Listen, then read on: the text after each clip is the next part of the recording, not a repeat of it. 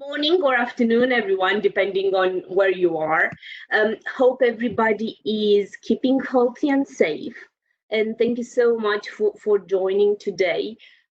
Intros first, and I was told I need to pronounce my name really slowly because I'm Romanian. I have an impossible one. My name is Madalina Kirculescu. Yeah, I'm an ex-Oracle auditor. Now, I'm glad I'm not there to see the looks on everybody's faces. Don't worry, not here in that capacity today. I've been to rehab, and I've gone good, or at least I like to think so. I joined SHI 5 years ago and started doing the exact opposite, which is defending customers against audits. And I like to think I've made up for my sins. I'm proud to say that during the last 5 years, our team has helped save customers over $700 million in these audits. So here today with one of the most experienced members of my team to really share with you some of our secrets here. And since I mentioned a lovely member of my team, Jerry, I'll let you introduce yourself, please. Hello, everyone. My name is Jerry Ng. Like Madalena, I am an ex-Oracle auditor. Recently joined SHI in late 2019. I spent 7 years as an Oracle auditor, and prior to that, another dozen years negotiating Oracle contracts on behalf of Oracle. So look forward to presenting to you today and hope you find some value. Thanks, Mats. Okay, let's look at the agenda.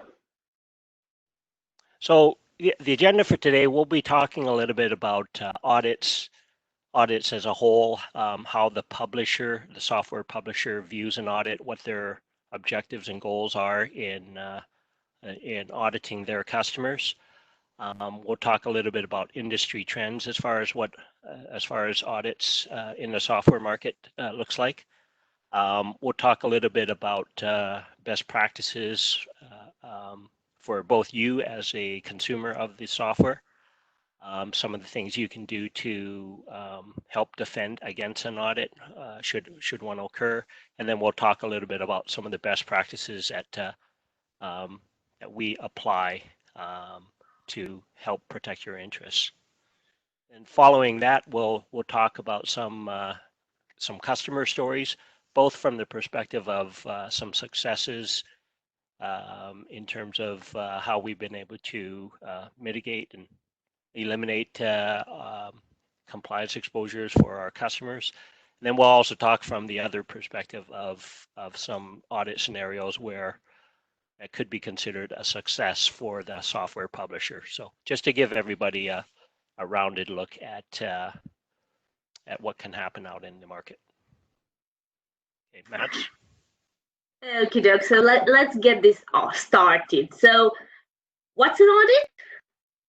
Well, there are several points of view to that, and depending on where you stand and what hat you're wearing, obviously. So they say beauty is in the eye of the beholder. So it depends on who you ask. Really, if you ask our customers, they'll tell you they're a complete nerve wrecker. They're a pain. Honestly, I've seen all range of human emotions going into this, from complete denial, nope, I'll just ignore this letter, it will go away, to rage, to people screaming over the phone, and people actually having lost jobs over it. So they're not a nice thing. Now, if you ask the publisher, actually, they'll just tell you they're just here for you to help you maintain compliance with the terms and conditions surrounding their licenses. And on the back of that, they'll produce an ELP, an effective license position, showing your gaps or surpluses. Now, Jerry and I were quite shocked seeing an audit a couple of months back, really, where actually a software publisher was just presenting customers with gaps, not showing their shelfware in some of these audits. So it's a funny notion to say it's a help for customers. And if you ask us, at SHI will just tell you they're just a fact of life, really. Sooner or later, they're going to happen. It's not a question of if, it's a question of when they happen. So when you do get that letter, don't think, it's you being unlucky. Just take it with a grain of salt. If there's anything we'd like you to get from this webinar is to be prepared, plan and act tactfully and responsibly, play your cards right and negotiate the best outcome out of this. And when I say negotiate, I won't agree with the publisher's view that they're just here to help you with these audits. As much respect as I have for my ex-colleagues, because they're pretty amazing people, I don't see this as helpful. But what I do see them as is a door opener for a commercial opportunity. Whenever publishers initiate that, they just want to say, hey, let's talk a new purchase. So that's why I say negotiate these very carefully and take the best out of them. So we'll have a look of some of the tactics to approach this with during this webinar. When I first started putting efforts into creating this audit defense practice, I heard this: absolutely bunkers. You're placing efforts into the wrong pot. Everybody's migrating to the cloud. Audits are actually going away. So couple of years after I had this conversation with some of my friends, it took me quite a bit of a guilty pleasure to call up a particular friend of mine and say, do you still think so? It was about the time when Oracle decided to remove the core factorial from their cloud licensing policy. And they could do that because it was embedded in a link that was embedded in a contract. So they could change the link and overnight do that. So without having changed absolutely anything in their environment over the night, everybody's half license became one license in Azure. And since, there were customers out there using Oracle licensing in Azure, that resulted needing double amount of licenses. And suddenly and magically, we've seen an outburst in the number of audits out there. So to add to that story, I think 5 years after, we're still standing here talking about them. So no, by all means, I don't believe they're going away. If anything, I think they're just reshaping. They're adapting to a very fast changing market. We see people out there migrating to the cloud. We see them constantly pushing for functionality. Everybody out there is sweating their assets. Look at what's happening today. We see geopolitical factors and force majeure. Everybody's at home, working from home, listening from this webinar. And I believe all of us have seen SaaS blooming during the last period of time. So I don't believe that they're going away. If I'm allowed the personal thought out there, I think after this whole nightmare crisis goes away, there will be some pretty hungry people out there looking for some revenue. So I'm expecting to be very busy after this crisis goes away. I'm hoping I'm wrong. Yeah, what I will say is, while they're not going away, I do, and I'm a firm believer that IT asset management is so much more than audit and compliance. The things we really as practitioner enjoy discussing with our clients are, getting full visibility in their environment, cost savings, optimization, reharvesting, you name it, efficient procurement. And there's not enough time to talk about this today. Unfortunately, we were given this ugly subject. But my colleagues are going to talk about each of these subjects in the next couple of months, and we do have a whole webinar series. So if you're interested, I do encourage you to go out there and check out our webinar series for the next couple of months. Now, back to the elephant of the rooms with audits not going away, let's have a look at some of the industry facts that are supporting this. So we wanted to share some industry statistics as far as the audit landscape is concerned. CIO.com did a survey of businesses. The respondents reported that 75% of the respondents who went through an audit experienced an audit finding, an audit shortfall at the end of the audit, and which really corresponds to what we've seen is that in one way or another, it's very difficult to keep up with the publisher's licensing rules. In the survey, the customers reported that Microsoft in particular was very active, both in their on-premise auditing as well as audit programs to help push their customers towards Microsoft Cloud, Azure. So that's something that we've seen as well.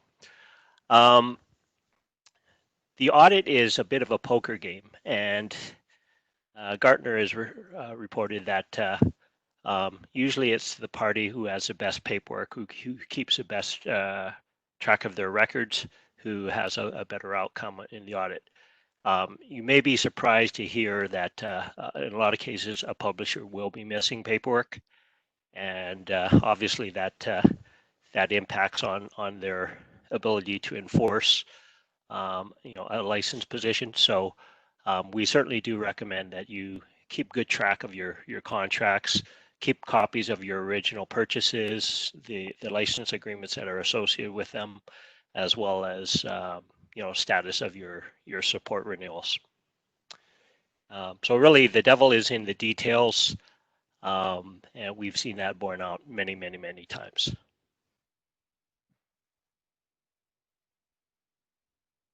So talking a little bit about the criteria that a publisher uses to select who they'll send audit notifications to. In a lot of cases, they'll position it as, hey, it's just a regular part of business. You've been randomly selected, and it's nothing personal. We value you as a customer. The reality is that there are underlying circumstances that drive audit nominations or audit selections. Some of them are industry trends, such as changes in an industry where there's mergers and acquisitions taking place. Obviously, when a company, an organization goes through a merger or acquisition, a divestiture of some sort, their business needs are often changing, and their associated software needs will change. So publishers recognize that as a high risk area, and they certainly do target organizations that are going through corporate reorgs. Okay. At an operational level, they will also target customers who are doing things like hardware refreshes, moving data centers, moving from on-premise to the cloud environment.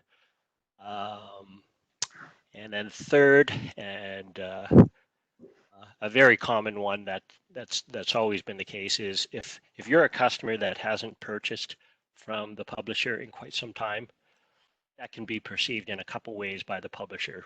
Number one is that you haven't kept up with what your actual usage is, or at least that's the software's gamble, or that's their perception, is that hey, you're a higher risk.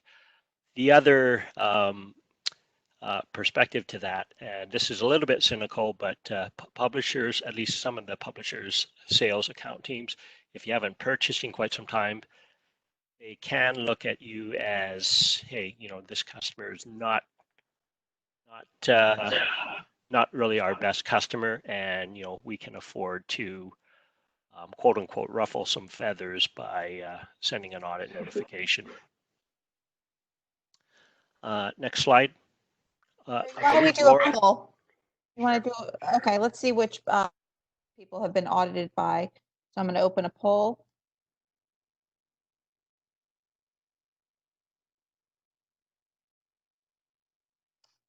Can everybody see that? Yes, we can. Okay. So let's give it maybe 15 more seconds to give people a chance to respond.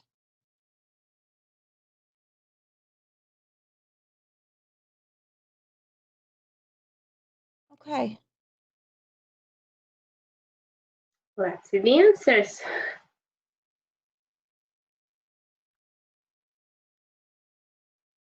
Which corresponds to the industry statistics that we saw, Microsoft being the one publisher that stands out. Yeah, followed by Oracle, IBM, SAP Micro Focus, and others. That's interesting. Yeah, that's pretty much in line with what we are seeing as a practice today. Cool. Thank you so much for answering. Now, we talked a bit about audits. How do we approach them when they happen? Well, they say there's always, two ways to read a book. You either start from the front and then go through all of the intros and steps that precede the plot before you get to the plot. Or I have friends who read them backwards because they want to see what the ending is. Well, in case of the audit, I wouldn't recommend it because you might not like the endings if you didn't go through all the necessary steps to prepare.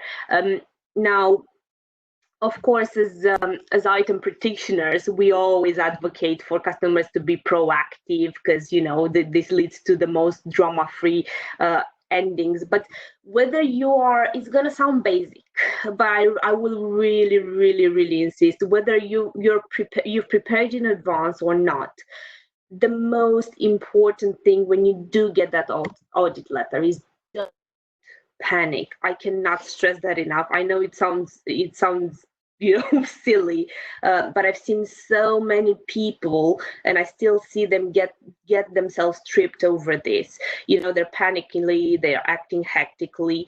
It's perfectly fine to just send a reply back to the publisher to acknowledge that the audit letter has been received, to state that you will cooperate in good faith with the audit, but you're taking the next couple of weeks to assemble an audit response team and to check everybody's availability, and you'll come back. And this will allow you the calm to prepare for the audit and to go through the necessary steps. And if you ever need us, you know where to find us. Please don't hesitate to reach out. Now, in a proactive way, and again, as item practitioners, I probably use this slide all the time.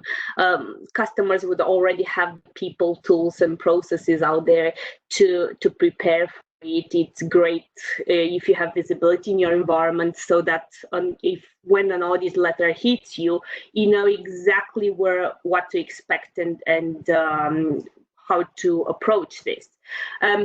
Unfortunately, most of the time people learn it the hard way. They get that audit letter and have to react to it. And in most cases we've seen, people do have reasonable capabilities. They might have a bit of everything or bits and pieces, but it's been very rare that I've seen people being fully prepared. Now, one of the great things we do in all our managed services customers is, get this out of the way in the first 3 months. We know where they stand, and then we can go on to the more brainy concept of optimization and building a long-term strategy and going on a maturity curve and locking the processes and the governance down.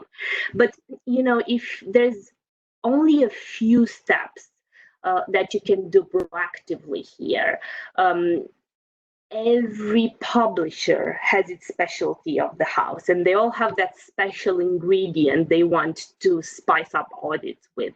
When you talk Oracle, for instance, you might have seen that joke going around in the industry with a guy going to park his car into a parking lot, empty parking lot, and then he gets out and they charge 1 million for it, and they say, well, you could have parked anywhere. so we had to charge for any available parking spot. It's a joke, it's funny, but it's not funny in an audit, because it's the way Oracle regards soft partitioning, especially VMware. You park your Oracle database on a 4-core VM, and then you end up paying 400 cores VM, because that's in a VMware environment, and they interpret it as being able to flow anywhere. That's Oracle. With IBM does a similar thing with subcapacity and having ILMT out there on supporting the operating system. SAP, we've all seen the case with indirect usage.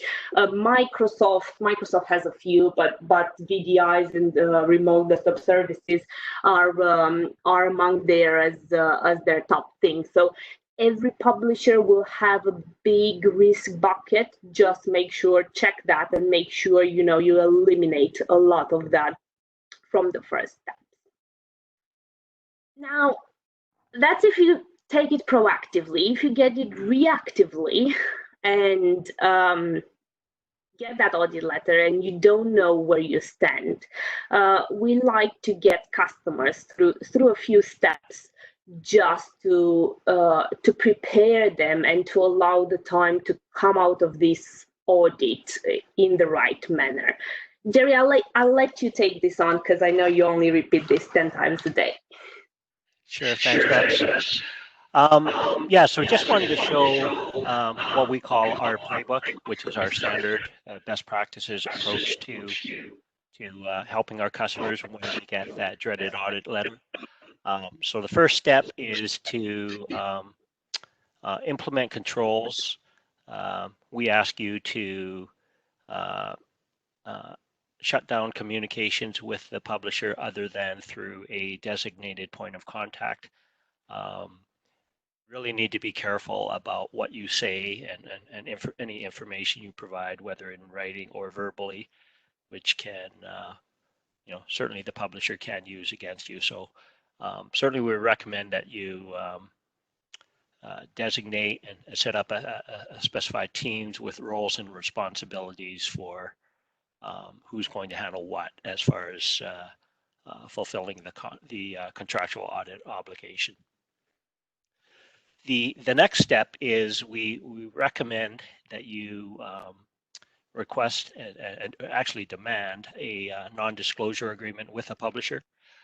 In many cases, you may already have one, or the publisher may already have an NDA clause in their license agreement. We do recommend that you get a new one, which is specific to the audit. The NDA that is typically in a license agreement or in your standard vendor customer relationship is usually very general, and there are some specific risks associated with an audit that we recommend that you have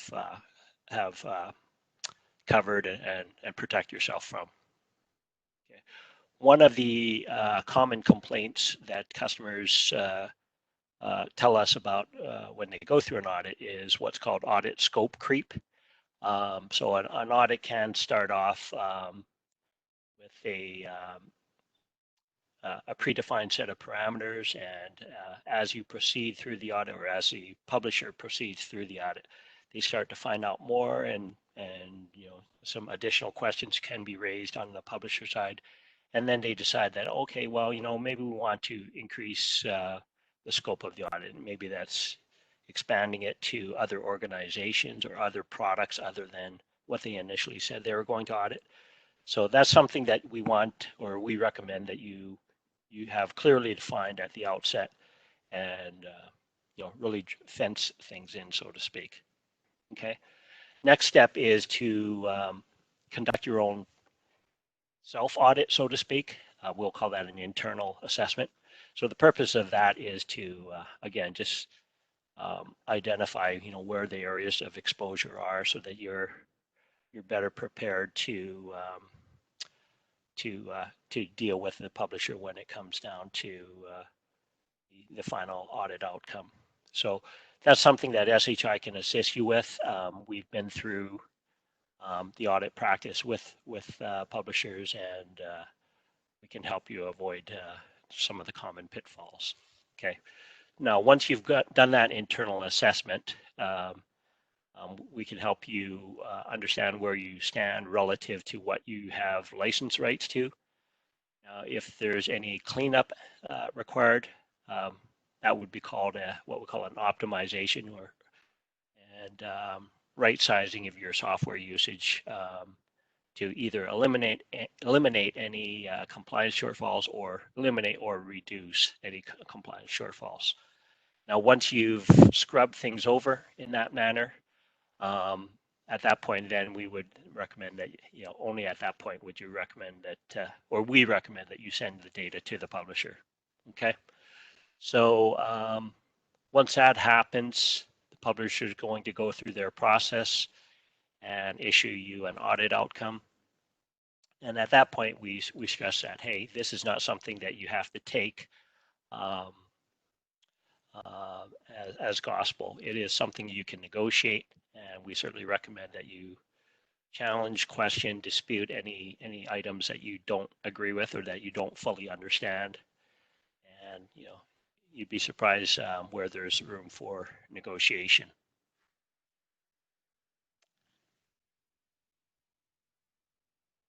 Okay, so just want to talk a little bit about some success stories that we've seen from an audit defense perspective, and we'll also talk about some situations where the software publisher deems it as a successful audit engagement for them.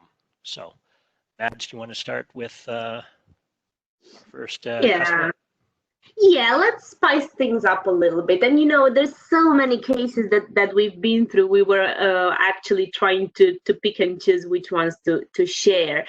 I'll start with this because it's been my absolute favorite from the proviso. It's been probably the most challenging one we've ever had, and we got a lot out of it. It's been a total nightmare, but hey, I'm one of those weirdos that like the adrenaline that comes with some of these challenges. I'll call it the 1 year long audit because it's been, well, actually a bit over a year. So just to set the background surrounding this, we were called one day by one of the SHI's account executives into a conference call with a customer, and she said, "Hey, I have one of my customers. They're into trouble with one of the publishers out there who performed an audit." So we had no background other than that going into a call. So we go into a call to understand what has happened, and it turns out that actually the audit has hit this customer while the CIO was just getting in responsibilities. So the CIO has been with the company for about 4 months before this audit was initiated. At that point, his team said, "Oh, don't worry about it. You have better things to care about. We've got this." So it turned out what happened, they actually accepted the publisher running tools into their environment. And not only did they accept, but because they didn't have all the capabilities to interpret the data that came from those tools, they sent the publisher, the data without having any awareness of what they're sending. Obviously, publishers done their due diligence and afterwards hit them with a findings letter of 54 million charge. You can imagine things got a little bit heated from now. From this point, basically customer was denying some of the findings. The publisher was not providing the clarity that was needed. And this went on for about 8 months. So at the moment we got into a call with the customer and they were telling us all this, the $1 million question, and it always is, can SHI do something about it?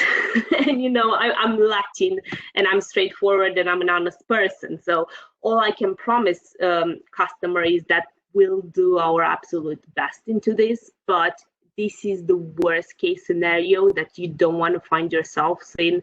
And that's probably why I'm sharing this with you. Do never send publisher data that you don't know how to interpret and that you haven't analyzed before. So we approach this by taking a couple of steps. Step number one here, what we've done, we had a look at the data they sent to the publisher. And this is something that's classic and comes up in a lot of inventory, or in a lot of audits out there. Inventory data is not always black and white, and the inventory tools that publishers run all have either gaps or gray areas that need to be discussed with the customer. And at the end of the day, it's always the customer who should know more about their environment than the publisher. So what we've done is we identified that actually 32 billion out of that 54 was a gray area that the publisher did not discuss with the client, and they just made assumptions that, you know, weren't in client's benefit. And you'd be astonished to know that there weren't a lot of assumption, but the dollar amount that was impacted by them was absolutely crazy. So that's why we always say devil is in the details, and customers need to check this data. So from that point on, you know, you can imagine the client wasn't at all pleased. The relationship was a bit dented, and negotiations started. And I dare say the hardest part of the audit starts from the moment that the analysis is done and negotiations happen. So in this particular case, this was approaching the publisher's financial year end. So we went in negotiations with the client and with the publisher that could span up to 3-4 calls a day. It was an absolute nightmare.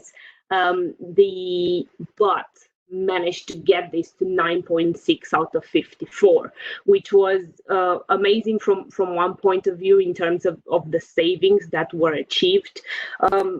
If we were called earlier on, or if the customers done their analysis earlier on, probably there was a lot more that could have been achieved, but they basically gave the publisher all of the facts. Yeah, unfortunately, the CIO lost his job over this. So it wasn't pretty, but on the back of that, they learned from this experience, and you know, they said we never want to go through this again. So they went into a managed service, and now they have full visibility of their environment at any given point in time, and whenever other audits strike, they're prepared. And you know, you can be sure we play a joke amongst ourselves, we call it the Armageddon of audits, because it's hilarious. Well, it's ironic, not hilarious, to see that once one publisher audits and there are findings, then they find money, there's a lot of other publishers out there that will follow, unfortunately. So that's my story. Jerry, tell us one from an auditor point of view, please.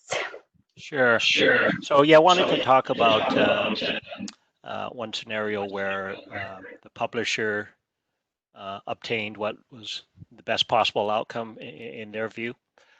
So we call this one the audit home run. There's our slide. So basically, the publisher went through a fairly standard audit with the customer. Some very contentious topics came up surrounding virtualization, and in the end, the compliance found that the customer was short $10 million in license and support, primarily driven by the use of their programs, the use of the publisher programs in a virtualized environment. The customer disagreed with the publisher. Specifically, you know, the fundamental interpretation of how the publisher was positioning their licensing metrics and how they were interpreting the metric as it relates to virtualization. It was a pretty adamant disagreement. The customer engaged their legal, which then engaged Oracle's legal. It escalated quite a ways, extended out over 2 years, stalemated, and finally at the end, the publisher's account teams needed to step in and pull some strings what they ended up resolving at or settling at is an unlimited license agreement to use all the software they could use for a defined period of time, and essentially for the same price as the publisher was trying to charge the customer for the compliance shortfall. So we talked a little bit earlier about how a publisher views an audit is that it's a commercial opportunity, an opportunity for a deal. In less polite terms, it could be considered a money grab, and ultimately that's how this particular audit played out. It turned out to be a deal that the publisher was able to create, and essentially they position it as, hey, here's an unlimited proposal for the same price as what you owe us, so to speak. So really the best possible outcome for the publisher, and obviously they're able to lock in the customer for an additional period of time. Next slide, Matt. Sure. This is a situation we see a lot of, so that's why I picked this one. Now, we went into a call with a client who basically turned out a cloud proposal. Every publisher out there pushes cloud to their clients. In this particular case, our client has never been able to utilize that cloud. They even used the publisher's consulting team, and they could never actually get the functionality right.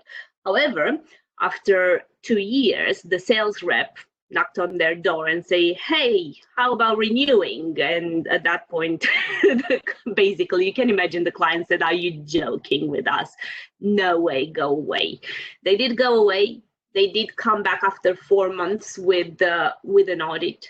Now, in this case, the clients engaged us before, so they didn't send absolutely anything to the publisher, which was amazing, because we started off discussion with them from the principle of, hey, SHI, we believe we're compliant. However, we'd just like you to verify before we send anything to the publisher, which we did.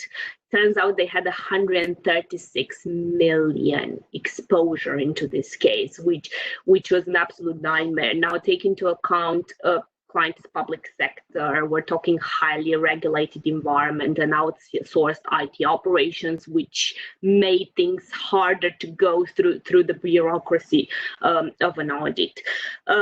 If it could have gotten any worse, it's gotten, because at the point where we talked financial with them and we had that internal conversation of, hey, you have this exposure, now let's talk about how we're going to mitigate it before we send anything to the publisher. We found out quite a few facts here. One of them, we were told, do not utter those numbers again because we're going through mergers and acquisitions. You know, this could impact our mergers and acquisitions cost, which, okay, was a bad scenario. So we had to tread this very carefully. So what we then did, we discussed several scenarios with them, and it's amazing to see what people can do, how fast people can act when we have this sort of money on the table. In 3 months, they went through a complete reconfiguration of their data center and managed to get the risk down to $236,000. It's been a journey. It's been a pain, but it's been a very, very successful outcome out there. I do apologize. I think you're getting some echo from my microphone, so I'll just mute while Jerry is presenting the next case.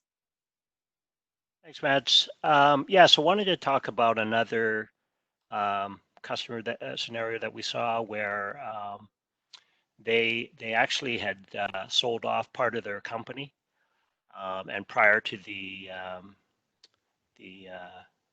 call it divestiture of assets, they had actually gone through and passed, so to speak, an audit with a particular publisher. So some of the assets that they had sold off were using the publisher's software. Now, prior to being able to transfer their licenses with a particular publisher, they were required to obtain the publisher's consent to transfer those licenses to the new owners, and that did open up some scrutiny, so to speak, and the publisher did a quote unquote soft audit, an informal audit, and discovered that, hey, there has been a change in how the software was being used, and there is now a compliance issue that did not exist when the previous audit was conducted. So the publisher had some leverage with the customer as well as the new owners, in that they're in a position where they're able to not grant permission to transfer the licenses over until the compliance issue was fixed. So the publisher certainly had leverage, they had time working on their side, and like we talked about before, it turned out to be a commercial opportunity, an opportunity for the publisher to strike a deal, get some more revenue, and basically the outcome of it was that the original owners had to pay for the licenses before the transfer of licenses was authorized, and the publisher was able to get a $900,000 compliance true-up without alienating their customer, which was the new owners. So moral of the story is that even if you pass an audit, there is an ongoing need to monitor and have controls in place to make sure that future issues do not pop up. Next slide, we're not sharing all of this with you to scare you. We're sharing this to know what you can expect and to be prepared. Now, I think we're going to coming to the end of the presentation. I do want to leave about 12 minutes for questions. Lauren, did we have another poll before we go to questions? Yes, we do. Let me open the poll. Okay. We were just wondering out there to see for which publishers do you feel that you need most support with audit defense tactics?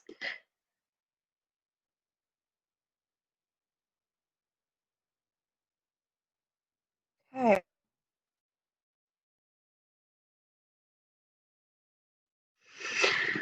Let's get people's polls. Oh, come on. Very few answers out there. Okay, Microsoft and Oracle amongst the answers, so that's to be expected. That pretty much aligns to what we see in the practice and the customers that call us for support. We have a couple questions. Yep. So let's go to questions, Lauren. Okay, so the first question is it legal or ethical to make changes to optimize your environment when you've been notified of an audit? Yeah, and we do get that question a lot. An audit is a point in time, and I believe you start from when the audit starts. So customers' environments out there change all the time, whether you make them to change an audit or not.